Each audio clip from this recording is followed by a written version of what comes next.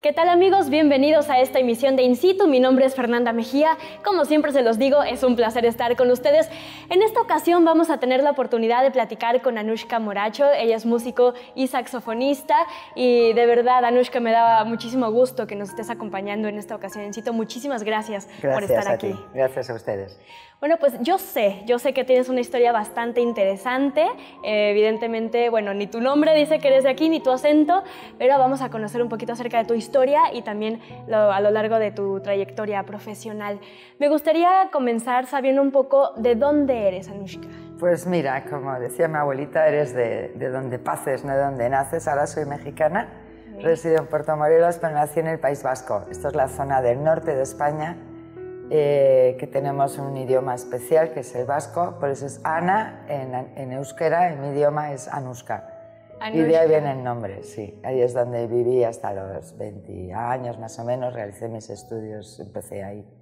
Todo. Muy bien. Entonces, niñez, adolescencia, allá en el País Vasco. Sí, ahí es donde básicamente estudié, pues hice ahí, empecé con el teatro, con el baile y el dibujo y bueno, ya me metí con los idiomas porque me gustaba.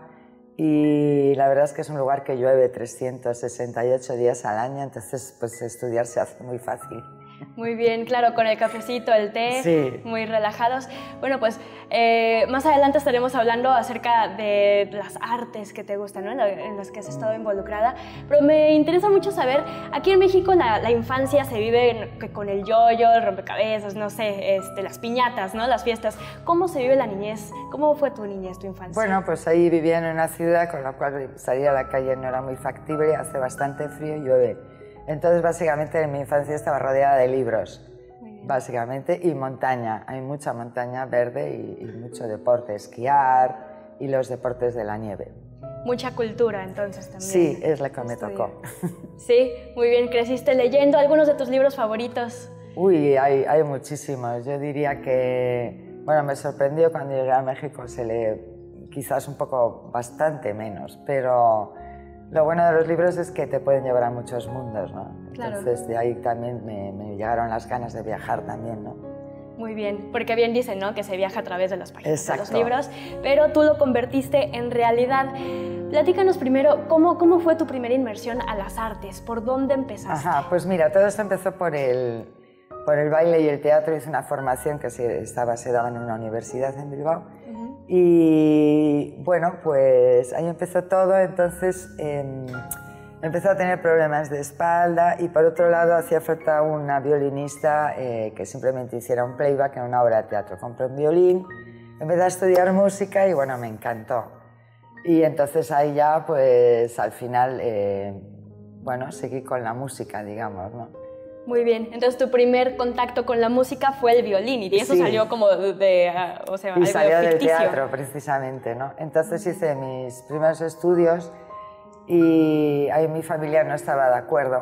Entonces, bueno, pues acabé yendo a Andalucía, estuve unos 7 años ahí.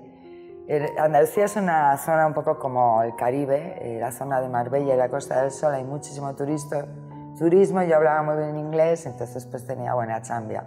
Dije, bueno, pues si quiero hacer lo que quiero hacer en la vida voy a necesitar dinero. Entonces fue lo que hice. Me dedicaba a vender yates de lujo y mansiones y ese tipo de historias. Me puse de businesswoman. Una vez que acabó esa temporada dije, bueno, ahora ya puedo hacer lo que quiero. Y me fui para Barcelona. ¿En Barcelona qué siguió en Barcelona? ¿Qué hiciste? Ahí siguieron pues todos los estudios que hice bueno, me di cuenta también de que había hecho pedagogía y me di cuenta de que yo había ido allí a estudiar música y bueno, había muy buenos músicos, pero quizás no eran tan buenos maestros. Entonces también estudié una carrera que se llama pedagogía musical, cómo enseñar a enseñar y cómo transmitir los conocimientos. Entonces yo que tenía un violín muy bueno, hacía música clásica y por fin había llegado a Barcelona, pero me lo robaron. Con lo cual, como me había tenido tantos años para comprarme y todo, me dio un descanso, monté un par de negocios, monté una tienda de reciclaje en los años 90, que todavía no estaba muy de moda, y ahí me compré un saxofón, porque pensé, yo también he cambiado, quiero tocar otro tipo de música, me gusta el jazz, estoy en una gran ciudad, esto ya es otro mundo, ¿no? Claro. Y ahí empecé con el saxofón. O sea, la espinita de la música ahí seguía. Ahí seguía, no se puede dejar. Muy bien, lamento mucho la historia del violín, pero... No, porque bueno, fue para bien, porque ahí aprendí otro tipo de música que la música actual, ¿no?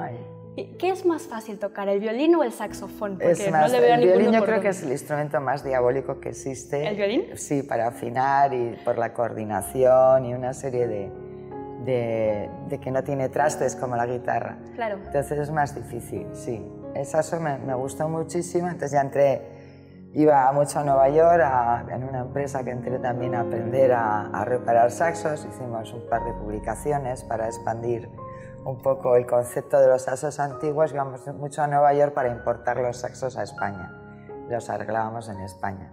Y ahí fui aprendiendo. En Barcelona hay muy buenas escuelas de música. Muy bien. Hasta que te hiciste Tuve una la suerte profesional. que ya acabé y ya me metí a dar clases en el aula.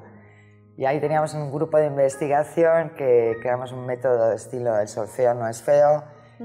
Aprendamos a improvisar haciendo música directamente, ¿no? Y bueno, fue una época pues, muy interesante.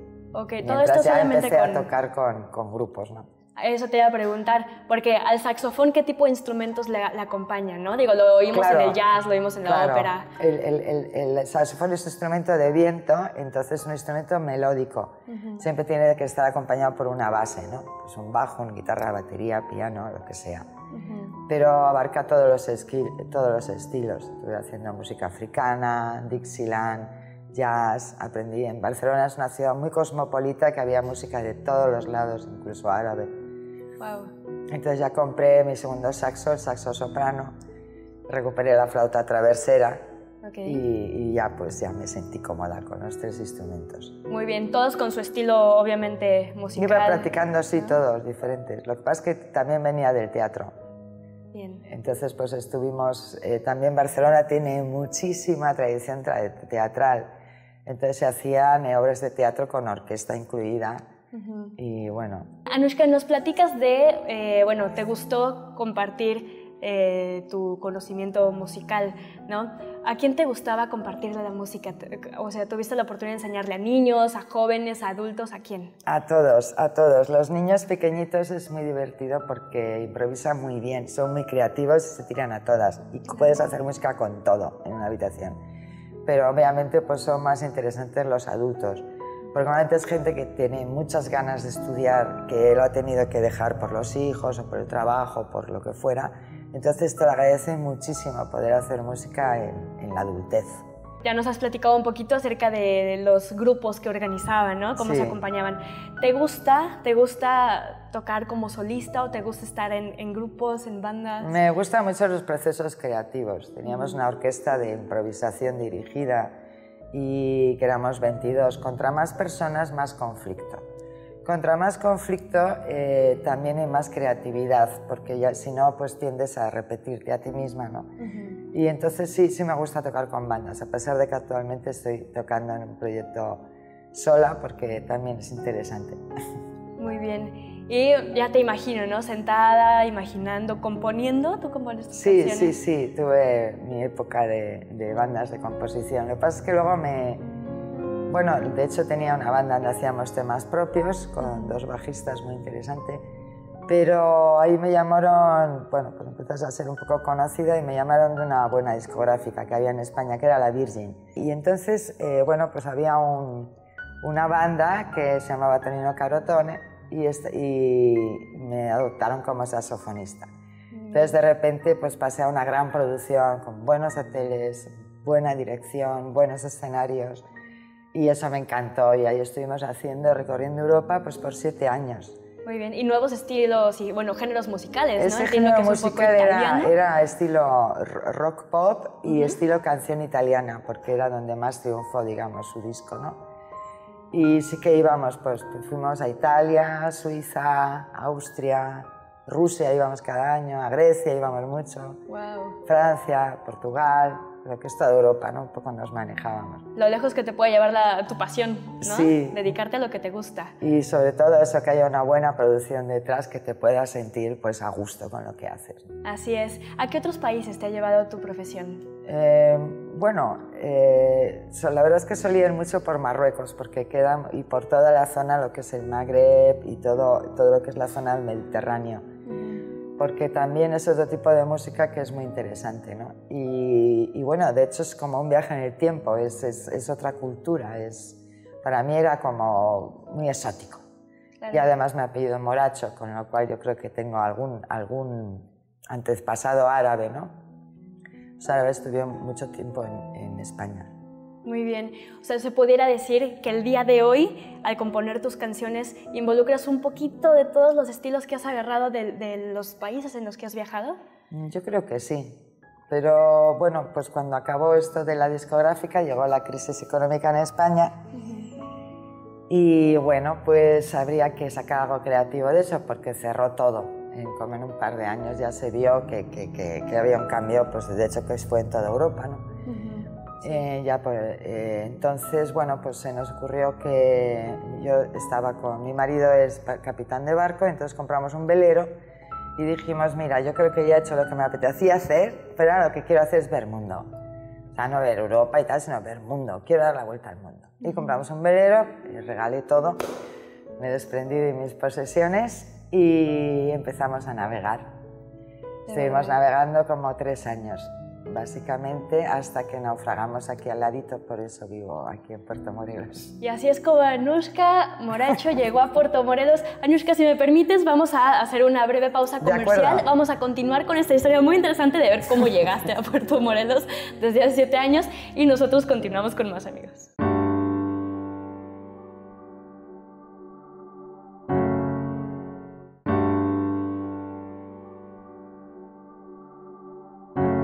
Y ya estamos de regreso en esta muy interesante plática con Anushka Moracho.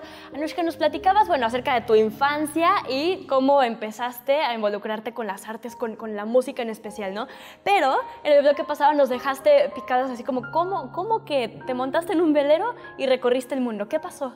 Pues sí, fíjate, cuando pensé que había que hacer algo nuevo y entonces, bueno, yo qué sé, vivía en la montaña, estaba escribiendo libros, traduciendo novelas, y tenía una biblioteca, por ejemplo, de 3.000 volúmenes, pues tengo que dejar todo porque en el barquito no cabe nada. Un velero de 10 metros, 33 pies, y entonces más grande no podía ser porque en realidad lo que pasa es que navegas sola.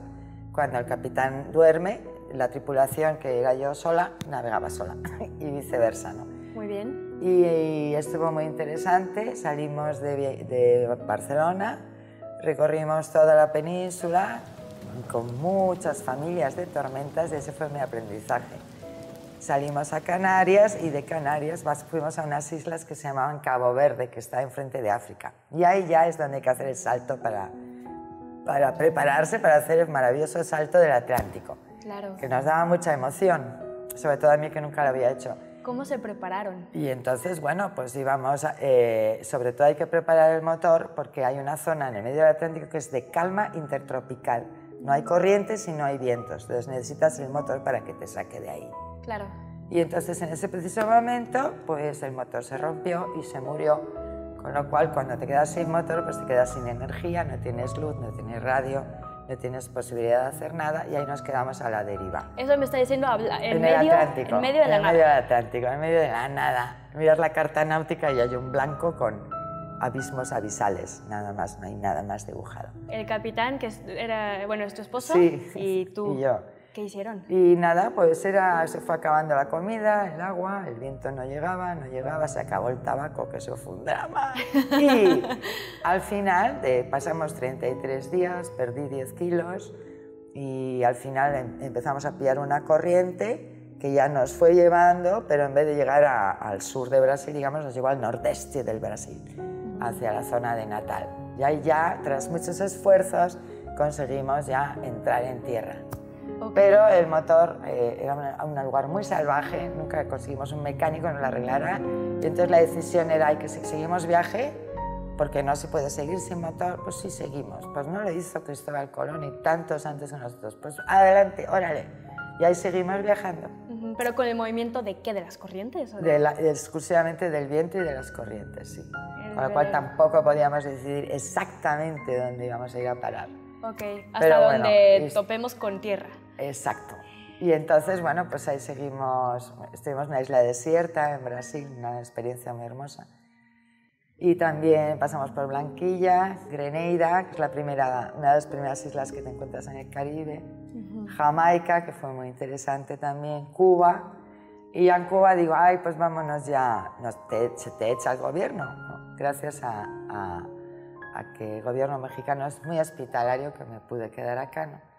Y entonces digo, pues vamos a Nueva Orleans, pues me encanta el Dixie, pero el viento cambió y entonces nos trajo hacia las costas de Isla Mujeres. Y llegamos a Isla Mujeres. Pero aquí las costas con el arrecife son unas costas muy bajitas y nuestro barco tiene una quilla muy alta. Con lo cual empezamos a embarrancar, clavarnos en la tierra, clavarnos, no podíamos avanzar y lo tuvimos que dejar el viaje. Y aquí quedaron. Y aquí nos quedamos, ya llevo 7 años en Puerto Morelos. Wow, yo sigo con la boca así boquiabierta de cómo se quedaban 33 días a la deriva. Sí, es una situación, cada uno la llevó como pudo. A mí me parece una situación muy hermosa. Hay un momento que al no haber viento, ni agua, ni mar casi, se confunde el horizonte. Se convierte en el espejo del mar, ¿no? O sea, todo refleja, pero no acabas de ver una red. Estás como flotando en el hiperespacio. Y por otro lado, también hay otro momento hermoso cuando ya decides, bueno, realmente no me va a salvar nadie. Estoy sola aquí en el universo, en el mundo mundial. Como no me va a salvar nadie, ya no hay ningún tipo de miedo. No te da miedo morirte, no hay ningún miedo, disfruta de lo que hay, ¿no? Y bueno, es como que el cuerpo te da una adrenalina, una serie de alegría de vivir simplemente, que eso ya es como el regalo de navegar. Mira qué bonita ese regalo lección. Ya para siempre. Y qué bonita manera de haber visto esa situación, ¿no? En la que Exacto. muchos otros hubieran confundido con momentos de angustia. No, porque en realidad es lo que nos pasa normalmente cuando tienes angustia, es que tienes miedos, pero el miedo en el mar no te sirve. Claro. No te sirve, tienes que actuar, no te sirve para nada. Y luego ya cuando llegas a tierra dices, pues aquí tampoco, ¿no? Ok, no me bastó haber estado a la deriva, pero no me gusta quedarme aquí. Bueno, cuando llegaron a Isla Mujeres y que ya no había ni por dónde moverse, ¿qué pensaron? Ahí ¿Les gustó? estuvo muy curioso. Ahí conseguimos arrastrar el barco casi hasta Progreso y ahí pues ya decidí venderlo. Hice un proyecto muy curioso que era considerando el barco como un monumento a la navegación para que lo compraran, ¿no? En México. Y claro, pues en Cultura me dijeron, pues muy buena idea, pero bueno, obviamente no te lo vamos a comprar. Y entonces a los 2 meses llegó un pintor de DF que nos compró el barco porque tenía un proyecto muy parecido al mío. Habíamos tenido la misma idea, entonces se lo vendimos a él. Muy bien. Y después bueno, de haber casi dejado... se lo regalamos porque ya ¿Sí? Era como, bueno, hay que empezar aquí, ¿no? Bueno, pero era otro cambio, ¿no? Exacto, una nueva etapa. Otro cambio. ¿Te trajiste algún instrumento Sí, a bordo? me traje mis 2 saxos siempre, el saxo y la flauta. Tengo un saxo alto, un saxo soprano, que es así el recto, y luego una flauta travesera. Eso siempre, eso ya no se puede remediar. Muy bien, se quedó la biblioteca, se quedó la mayoría de las cosas, pero los ahora instrumentos... voy donde mis amigas y todas tienen todas mis cosas en sus casas. Bien. Todo es mi regalo, entonces todas se acuerdan de mí también está lindo. Muy bien, y Anushka, Está chido. así es como todavía te dedicas a la música, pero bien lo decíamos, ella es una, bueno, artista polifacética, ¿no? Sé que entre el teatro, el baile, los idiomas también es otro de tus puntos fuertes. ¿Qué has podido hacer con esto? Me gusta mucho traducir y escribir. De hecho, hicimos también un libro y tenía idea de hacer un libro, pero bueno, ya estamos como en otras épocas, no se lee tanto. Y sí me gustaría hacer un proyecto de viaje, ahora otra vez recopilando músicas también, llevando mi música y sobre todo probablemente escribiendo artículos, ¿no? Porque pienso que esta manera de viajar viviendo en los lugares no tiene nada que ver con la forma turística, ¿no? O sea, conoces otras maneras de ver el mundo realmente y de adaptarte y ves que la tuya no es la única, ni mucho menos, ¿no? No, claro, pero mucha gente estaría interesada en conocer tu historia de esa manera aparte. Estaría lindo, sí. Y de momento, pues bueno, pues eso vamos a sacar un disco con mi banda, que es una especie de banda de árboles del funk en inglés, y me dijeron que no dijera marcas. No te preocupes. Pero nada, ¿cómo podemos escuchar tu música? Y luego yo hago espectáculos solas por la Riviera Maya, a la carta, un poco a la medida, cuando son según qué tipo de evento, qué prefieren más, ¿no? Y entonces, bueno, tengo una página en Facebook, me llamo Anushka Moracho, cuando quieran suelo ir poniendo los conciertos. Muy bien, ahí podemos encontrar música desde cuando empezaste hasta ahorita o quizás por plataformas No, ahí simplemente web. voy actualizando lo que voy haciendo, ¿no? Colaboraciones con la Orquesta Sinfónica de Cozumel, que también es un proyecto muy interesante. Muy bien. Y bueno, hay cosas. Tenemos un cuarteto de saxos en Puerto Morelos también. Bueno, siempre hay nuevos proyectos para tocar. Haciendo una recapitulación de toda tu profesión, ¿cuál pudiera ser el momento cumbre, el que más te ha gustado a lo largo de toda tu vida? El que más me ha gustado, tocar en un festival en Italia para 10.000 personas. ¿Qué? Te lo juro. Y entonces la adrenalina te sube tanto y te da como hay una retroalimentación. Tú estás dando, se sobrepones al momento y al mismo tiempo todo el mundo te da a ti a cambio, ¿no? Claro. Y lo sentí como, pues sí, el momento cumbre. Qué bonito. Siempre había querido vivir algo así. Muy bien. ¿Estabas tú con...? Sí, la banda está Tonino Carotone, una oficina que lleva varias bandas, ¿no? Pues Juegos de Brujo, Manu Chao, Tonino Carotone, varias bandas que estábamos en Barcelona en esa época. Wow, ya me imagino el sentimiento. Sí, es para llorar o para volar, no sabemos bien. Justamente, ¿no? ¿Qué sientes o qué es lo que expresas al momento de interpretar? Yo creo que es mucha emoción, ¿no? Te sientes bien porque estás en esos momentos de realmente el oficio de músico antes era el lenguaje para comunicarse con los dioses, ¿no? Y creo que en ese momento toda la gente que está en cualquier concierto escuchando música está para pasar un momento, pues sí, de comunicación con los dioses, de diversión, de amor con los amigos. Son nuestros grandes momentos que nos acordamos siempre, ¿no? ¡Ay, aquel concierto! Claro, los vivenciales, ¿no? Sí, experiencias. Sí. Pues hemos platicado un poquito de que, bueno, te dedicas a todo tipo de artes. ¿Qué mensaje te puede dejar en la vida el dedicarte a este tipo de cosas que son como de la esencia humana más que nada, ¿no? Pues sí, yo creo que lo más importante es saber que nunca vas a ser más joven que hoy. Entonces no tienes que cortarte de hacer nada por miedo, jamás. Y creo que es importante hacer lo que te guste, porque disfrutas muchísimo más de la vida si haces lo que te gusta realmente. Claro, y sobre todo que nos platicabas, ¿no? Al momento de decirle a tus padres desde un principio, ¿no? Lo decíamos justamente al principio de esta plática, y quizás les entró un poco de temor, ¿no? De cómo que te vas a dedicar a la música. No, pues me echaron de casa directo. Te digo, no querían para nada.